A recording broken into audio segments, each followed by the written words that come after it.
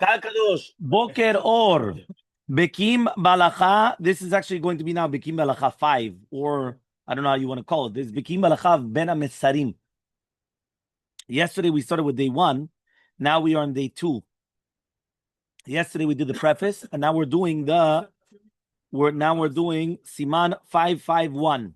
Taf Kuf Nun Aleph, Halacha Aleph. Yeah, and it says as follows. Everyone's listening. Hayamim sheben tzom shiva asar betamuz leben tzom tisha be'av. We're talking about the days between Shiva Asar betamuz and Tisha Be'av. Nikraim yeme ben HaMesarim. These are called the days of ben HaMesarim. Al shem pasuk, because of the pasuk, kol rodefea hi sigua ben HaMesarim. V'amru Chazal shehem hayamim sheben Shiva Asar betamuz le Tisha Be'av. שבהם נכנסו אויבים לירושלים ופרעו פרעות בישראל. I don't even know how you say this. Yeah, he says that this is the time that they went into Yerushalayim, right? They broke through the wall protecting Yerushalayim and they began slaughtering its inhabitants, right? He says, culminating with the destruction of the Bet HaMikdash, right? So he says, ולכן נוהגים מנהגי האבל וצער מיום 17 בתמוז עד 1 תשעה באב. That's why we do, right? The common practices of mourning every single year. Okay, בשבתות. We know that we even changed the haftarah.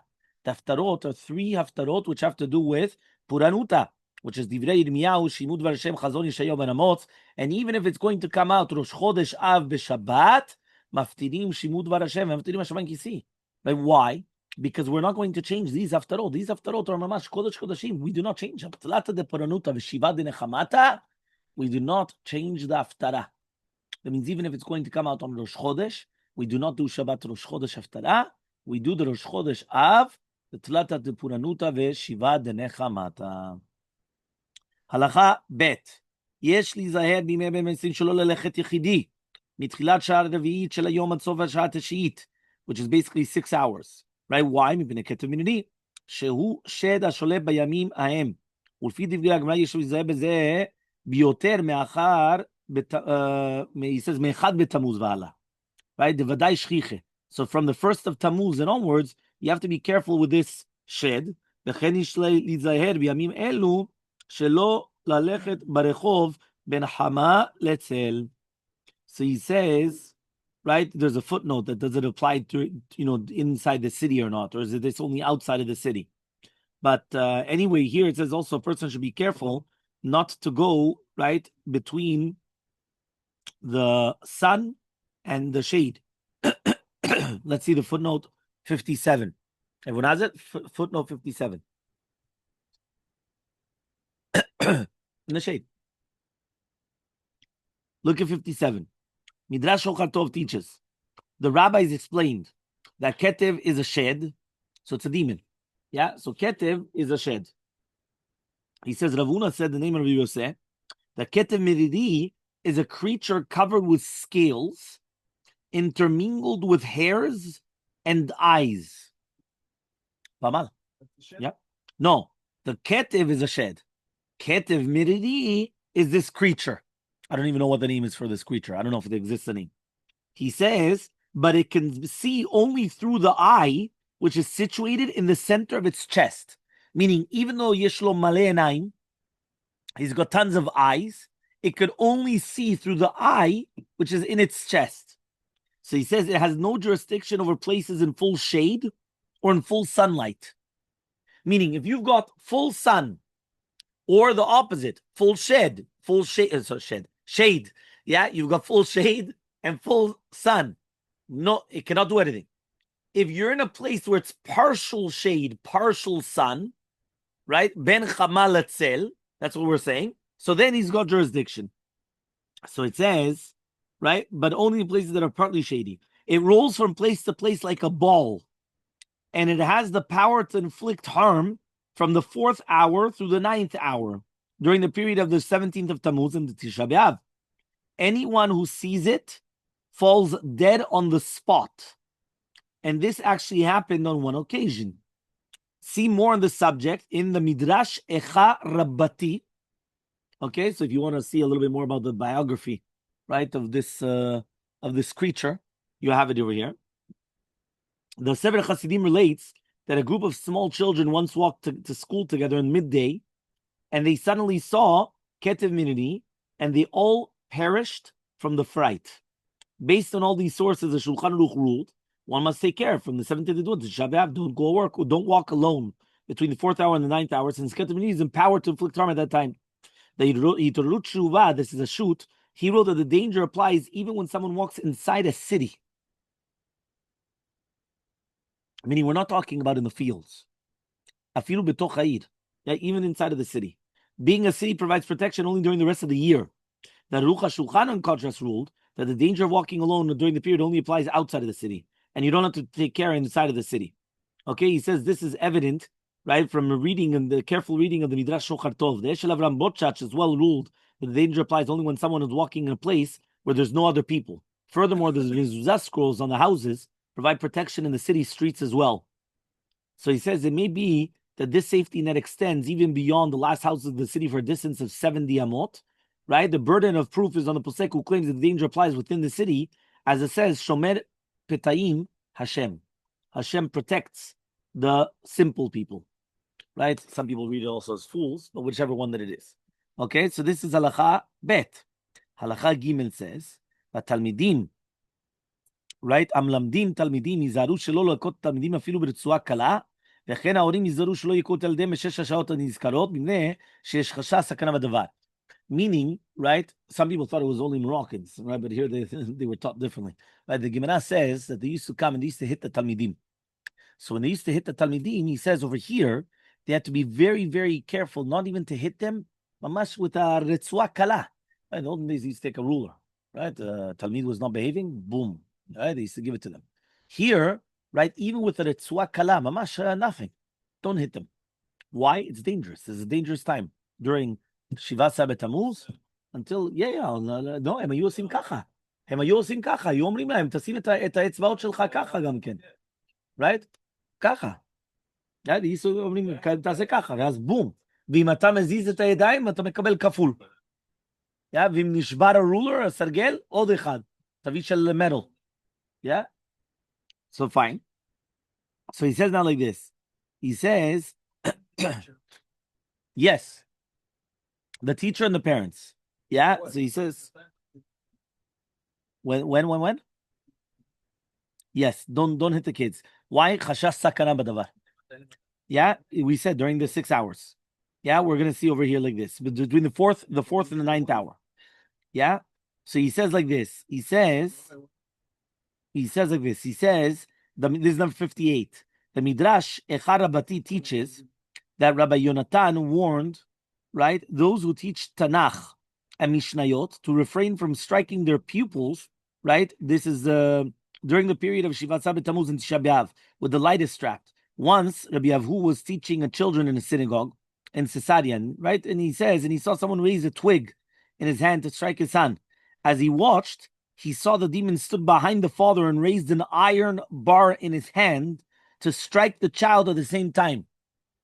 Yeah, so what happened? Rabbi Avud jumped up and he screamed at the man, "Do you want to murder your son?" The man responded, he said, "Do you think it's possible to kill someone with a little twig?" Yeah. Do you think that you could kill somebody with a twig?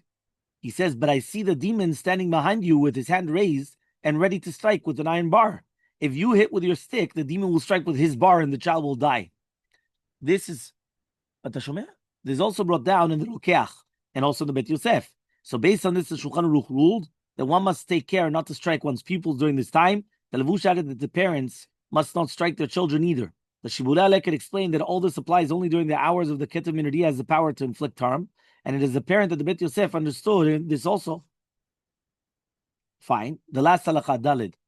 Yesh mi shekatav shemeh min etzarim, yesh limana b'rechitza b'nahar u'bayam. Be careful. Yeah, don't go swimming in the rivers or the sea. 1 minute, let's read. Why? Because there's sakana. Yeah, we just said, right? There's a lot of sakana during this time. Ulam nireh la'alacha nireh shemutar lichotz b'nahar b'yam v'brecha, right? Ve'af im lo alach l'sham lifnei hamitzrayim mutar, ve'af v'shavua shechal tisha b'av kam mutar lelecha liyam v'brecha. So basically like this, the entire concept that we spoke about until now is these times, it's not a good mazal. So since it's not a good mazal, it's a dangerous time. So whenever it's dangerous, just like you remember we brought down that Shlosha Dvarim, Neshim Eto Bishal Litan. Why do they die dafka during Bishal Litan? It's a time of sakana.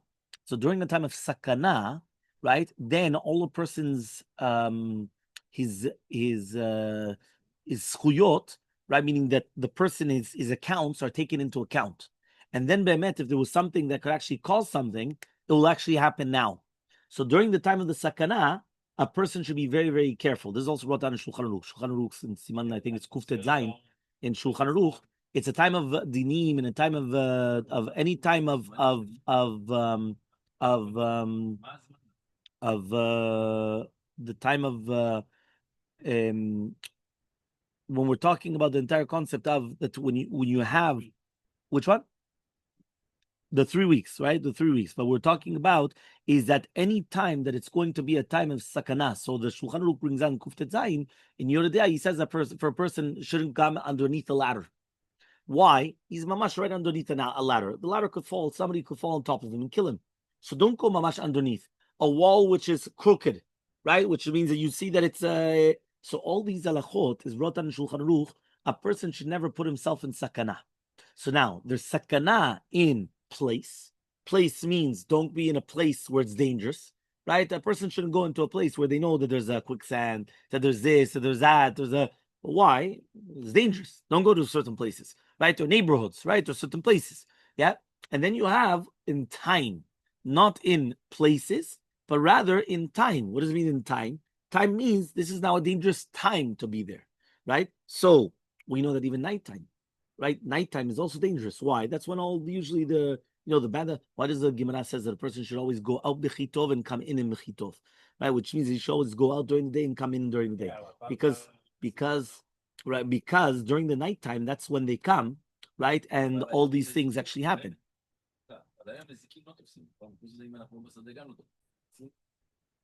So number 59, he comes and he says like this. We're talking about the sea. Right? Are you allowed to go in the sea swimming or in a brecha, in a swimming pool? So this halacha was composed by Rabbi Yisrael Bitan. The source of the stringency is the Mekor Ahayim, who wrote, we refrain from bathing in rivers because of the danger, since this time of the year is not auspicious. Sounds very familiar, that word. Yeah, auspicious. Yeah. In contrast, right? Right? No, it's only B'tichat Hechal. Yeah. In contrast, the Trumat Adeshin wrote that it is permissible to bathe in lakes and rivers. Okay, that is going to be brought down in Trumat Adeshin. Shulchan Gavua, also quoted in the Chazon Ovadia, he brings down in also the Lichot Olam, as well testified that the custom of Salonikia, right? Salonika, yeah, he says is that people do go to bathe in Mediterranean Sea even on the day before Tisha B'Av. And no rabbi has ever rejected this practice. Rav Elisha Dunger also testified, this is Gedulot Elisha, that some people in Baghdad are accustomed to bathe in the river throughout the 9 days. That Shalom agreed with this. Likewise, he says, Oziel wrote that we follow the ruling of the Shulchan Aruch, who warned us only to refrain from walking alone and not to strike our students. Right? That means, okay, so that means basically from Shiva Asar B'Tammuz, I can't strike you from then onwards. But before then, mitzvah. Of course, mitzvah la'akot et talmidim. What do you think? It's a mitzvah. Yeah. Even if a rabbi kills a student, he's patur from galut. You didn't know it. It's a mitzvah. אני אומר את האמת. לא, לא כתוב מצווה להרוג אותו.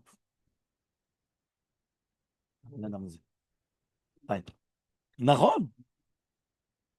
אם זה קרה, שהתלמיד לא ינהג טוב, yeah, he says, Zion wrote that we follow the Shulchan Aruch, who warned us only to refrain from walking alone and not to strike the students, but mention all the restrictions.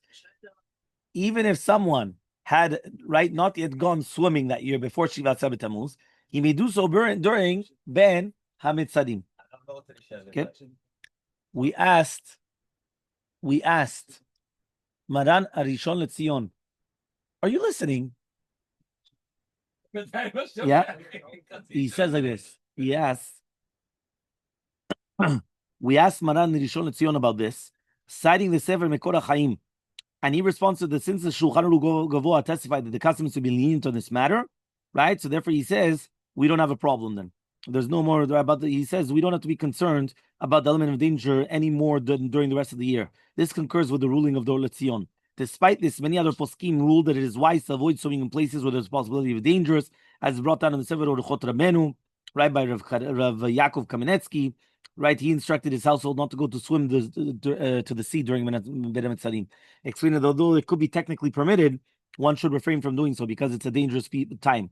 Rav Shlomo Zalman Auerbach also wrote that it is permissible to swim during Beit HaMetzarim. He added there is no halacha based of the myth that people have to be that it's permissible only if the person had already gone swimming before then in the summer. Nevertheless, he advised to be very careful. Okay, then Rav Auerbach actually advised people to avoid flying an aircraft during the 9 days. Wow. Likewise, Rav Moshe Sternbach, he wrote that it's technically since no one can invent new prohibitions, but even so, one must avoid swimming in deep waters where it's possible to the swimmer, not a good swimmer, he's going to be endangered. He said in the Mekor Chaim also. The Sefer Mayan, Maseh Ayam, Maseh Chaim, Harav Chaim Falachi. He comes and he testified that in city, right? It says over here, Smyrna, he says, Rabbi Zerem instituted a rule forbidding any Jewish man or woman to go to pleasure for walks in gardens, orchards, or along the beach, the banks of the rivers, or the seashore during Shiva Sabbath Tammuz until Tisha B'Av. Although the institution applied to the community of Smyrna, we can learn from there what is proper conduct. We must concentrate on the tragedy of the Destruction of Beit HaMikdash, right? This is especially so if there's an element of danger in the activity one wishes to enjoy.